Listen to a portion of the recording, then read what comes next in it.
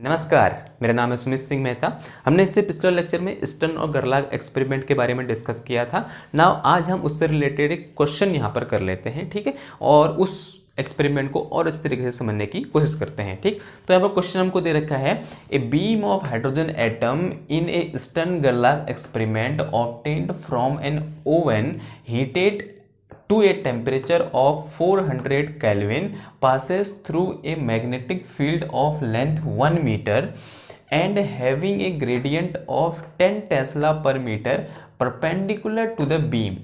Calculate the transverse deflection of an atom of the beam at the point where the beam leave the field. ठीक है, और हमको यहाँ पर कुछ यहाँ पर कांस्टेंट की वैल्यू दे रखी है। ये क्या है, बोर मैग्नेटॉन, और ये क्या है मेरे पास यहाँ पर बोल्ट्जमैन कांस्टेंट, ठीक है ना। हो क्या रहा है, हमारे पास क्या है, यहाँ पर एक ओवन है और उस ओवन का टेम्परेचर कितना है, हमारे पास 400 केल्विन है। और इस ओवन में क्या रखा है हमने, हाइड्रोजन रखा हुआ है।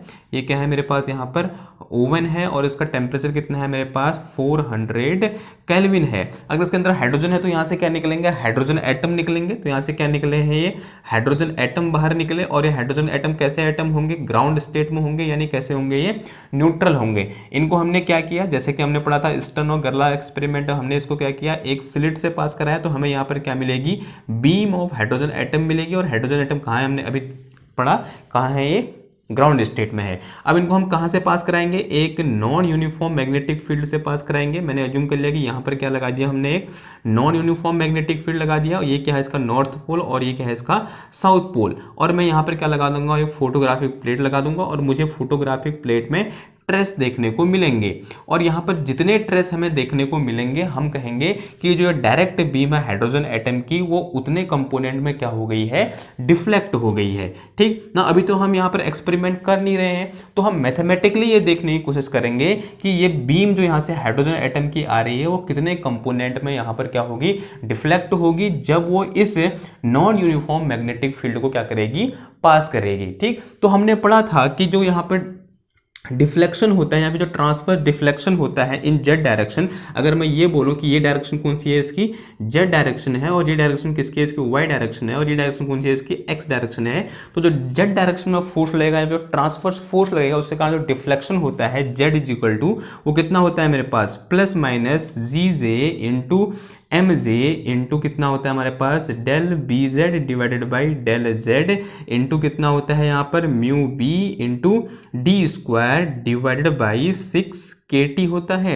हमने ये पढ़ा हुआ है। यहाँ पर जो ये जी जे है, ये क्या है मेरे पास, जी फैक्टर करस्पॉन्डिंग टू जे है। और ये क्या है मेरे पास, एम जे क्या है हमारे पास, यहाँ पर magnetic quantum number corresponding to inner quantum number j है। और यहाँ पर del B z divided by del z क्या है, ये है हमारे पास क्या, change in magnetic field along z direction, या change in magnetic field perpendicular to the direct beam. और यहाँ पर ये म्यू बी क्या है, ये बोहर मैग्नेटॉन है। और डी क्या है, डिस्टेंस है, जितने डिस्टेंस के लिए जितने डिस्टेंस के लिए उस एटम ने क्या एक्सपीरियंस कर रखा है, डिफ्लेक्शन का फोर्स एक्सपीरियंस कर रखा है। और वो कितना है हमारे पास, 1 मीटर है, ठीक है। तो 1 मीटर लेंथ के लिए क्या कर रहे हैं, 1 मीटर एटम चला और उस लेंथ में उसने क्या किया, डिफ्लेक्शन का फोर्स एक्सपीरियंस से किया है, किसके कारण, इस मैग्नेटिक फील्ड के कारण, या फिर इस नॉन यूनिफॉर्म मैग्नेटिक फील्ड के कारण।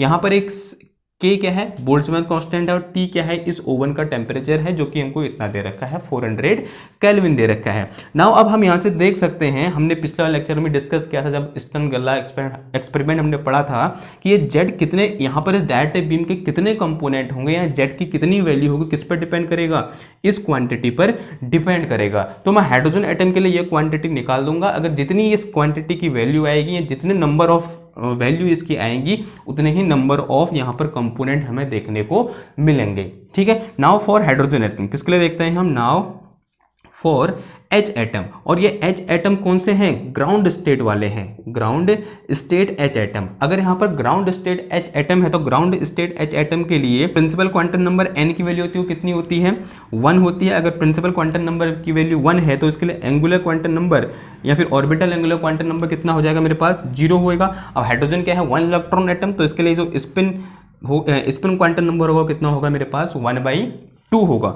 Now since we know inner quantum number J is equal to कितना होता है मेरे पास, L प्लस माइनस एस होता है। एल की वैल्यू तो यहाँ क्या है 0 है, तो जे की कितनी वैल्यू आ जाएंगी, 2 वैल्यू आ जाएंगी। एक क्या होगी मेरे पास 0 + 1/2 और एक क्या होगी मेरे पास 0 - 1/2 होगी। अगर मैं इसे सॉल्व करूंगा तो क्या आएगा -1/2 आएगा। और तो जे की जो वैल्यू होती है, जो इनर क्वांटम नंबर की जो वैल्यू होती है वो नेगेटिव नहीं हो सकती है, यानी जे की ये वैल्यू नहीं होगी। तो जे की सिर्फ कितनी वैल्यू होंगी, एक वैल्यू होगी, और कितनी होगी वहाँ मेरे पास 1/2 होगी। Now corresponding to given J M J can take, M J यानी क्या हो गया यहाँ पर magnetic quantum number corresponding to J, this M J can take 2j + 1 value. कहाँ से कहाँ तक वैल्यू लाई करता है ये, 2j + 1 वैल्यू होंगी। और इसके कहाँ से कहाँ तक, -j2 + j, कहाँ से कहाँ तक -j2 + j, this mj equal to कितना हो जाए, अब j की वैल्यू कितनी है 1/2, तो ये कहाँ से कहाँ आ जाएगा -1/2, 2 + 1/2, यानी mj की सिर्फ कितनी वैल्यू होंगी यहाँ पर,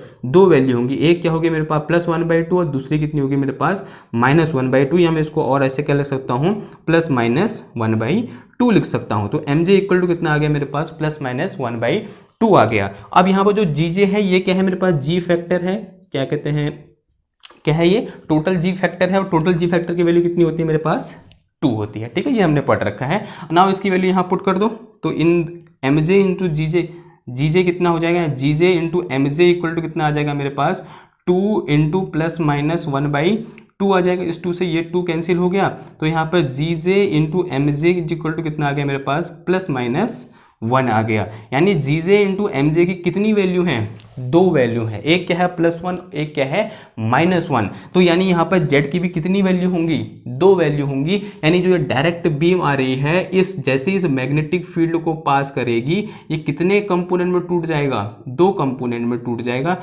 एक कंपोनेंट ये होगा इसका, और एक कंपोनेंट ये होगा, एक कंपोनेंट +z डायरेक्शन में और एक कंपोनेंट -z डायरेक्शन में। नाउ अब हम ये निकालेंगे कि z की वैल्यू होगी कितनी। ठीक है, नाउ पुट कर देंगे z की वैल्यू कितनी होगी, यहाँ पर बहुत आसान है निकालना। ये क्या है मेरे पास change in magnetic field along z direction, कितना दे रखा है 10 टेस्ला पर मीटर दे रखा है। ठीक है, और ये क्या है म्यू बी यानी बोहर मैग्नेट्रॉन, ये वैल्यू दे रखी है। डी क्या है 1 मीटर, ये वैल्यू दे रखी है 1 मीटर दे रखी है, पुट कर देंगे। के क्या है बोल्ट्जमैन कांस्टेंट पुट कर देंगे, और टेम्परेचर ये रहा यहाँ पर, कहाँ गया टेम्परेचर 400 केल्विन, इसे पुट कर देंगे। तो यहाँ से z इक्वल टू कितना आ जाएगा मेरे पास, z इक्वल टू आ जाएगा क्या मेरे पास +-, इसकी जो कितना पुट कर देंगे हम, ये +-1 आ जाएगा, तो +- ही रहा। और ये क्या है मेरे पास del v divided by del z, कितना दे रखा है 10 टेस्ला पर मीटर, कितना दे रखा है 10 टेस्ला पर मीटर इंटू म्यू बी की वैल्यू कितनी दे रखी है, कहाँ रहा, ये रहा, कितना है मेरे पास 9.27 इंटू 10⁻⁻24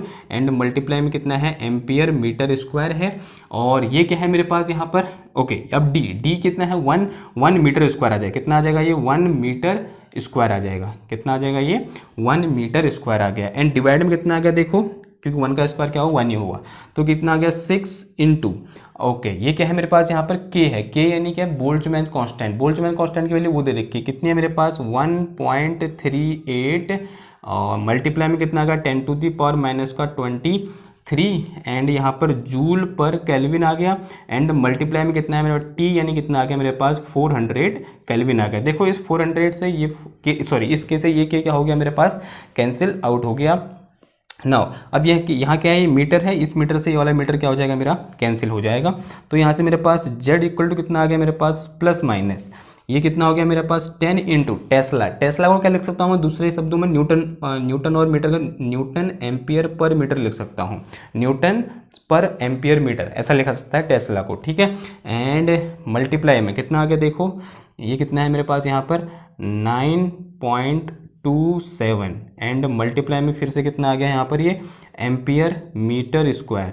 ओके पहले क्या है 10⁻⁻24 10⁻⁻24 और मल्टीप्लाई में एम्पियर मीटर स्क्वायर और ये 1 हो गया। एंड डिवाइड में कितना बचा देखो, यहाँ कितना है मेरे पास 6 इंटू 1.38 एंड मल्टीप्लाई 3 इंटू 10⁻23। अब ये क्या है जूल है, जूल यानी जूल को अगर न्यूटन के टर्म में लिखना चाहो क्या लिख सकता हूँ मैं इसको, इसे मैं लिख सकता हूँ ये क्या है जूल, जूल का क्या हो जाएगा यहाँ पर न्यूटन मीटर हो जाएगा, कितना हो जाएगा जूल को क्या लिख सकता हूँ मैं न्यूटन मीटर लिख सकता हूँ। एंड मल्टीप्लाई में यहाँ पर कितना आ गया मेरे पास 400 आ गया। ठीक ना, अब कुछ टर्म कैंसिल हो रहे हैं, हाँ देखो इस मीटर से ये मीटर कैंसिल हो गया। ठीक ओके फिर उसके बाद यहाँ इस न्यूटन से ये न्यूटन कैंसिल हो गया। ओके, नाउ देखो, ओके कुछ गड़बड़ हो रही है, हाँ गड़बड़ कहाँ हो रही है, इधर देखो, यहाँ पर क्या है, ये 1 मीटर कैंसिल हुआ, इस मीटर से ये मीटर कैंसिल हुआ, और यहाँ पर मल्टीप्लाई है, मेरे पास 1 मीटर और बचा है, 1 मीटर ऐसे करके। ठीक, ये याद रखना आप, क्योंकि यहाँ पर 1 मीटर बचा हुआ है, क्योंकि यहाँ से 1 ही मीटर क्या हुआ है मेरे पास, कैंसिल हुआ है।